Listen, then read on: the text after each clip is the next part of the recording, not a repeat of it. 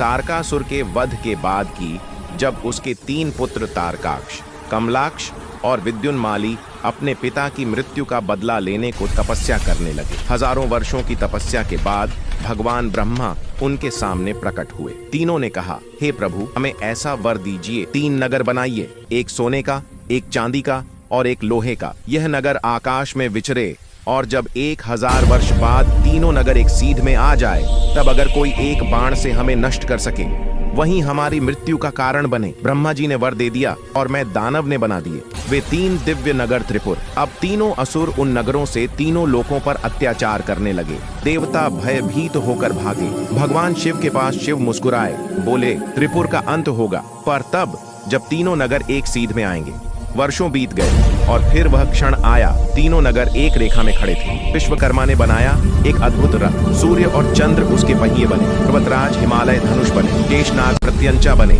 विष्णु जी बने। बाण और अग्निदेव बने।